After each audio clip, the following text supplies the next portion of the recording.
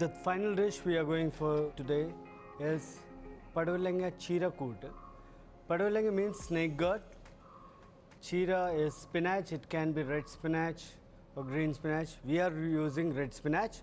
Koot is a mixture of it. It's a vegetarian dish. So all the stages, coconut and banana, nothing gets waste over here. From banana leaf to banana stem, similar way coconut, even the coconut shell, we burn it to wood fire. So this is, we have boiled the snake gourd already with some salt and turmeric.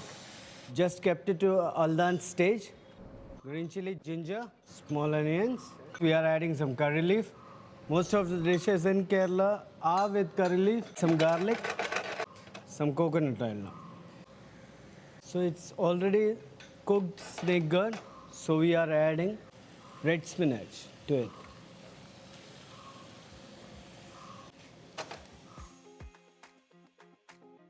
We will temper this also, but before cooking, we will add a paste. We have pasted it and kept it. Coconut, turmeric, cumin. Just a little bit. It has to be a dry dish. It cannot be a gravy dish. This is not a main course dish. This is one of the accompaniment dish, right? A little bit of coconut milk, just for the spinach to cook. Now we are adding grated fresh coconut to it. Some raw coconut oil. Raw coconut oil has much more flavor than cooked coconut oil. You can cover it with banana leaf to give more flavor to it rather than a lid.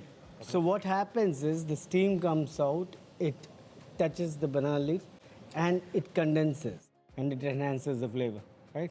The leaf doesn't need to cook. The snake gourd is already cooked. The coconut grated, we want the crunch of it.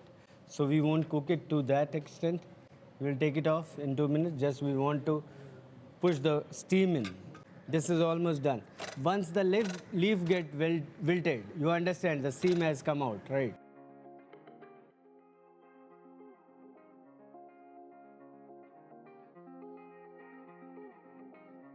That's the Padavalanga Chira Koot, one of our specialty dishes.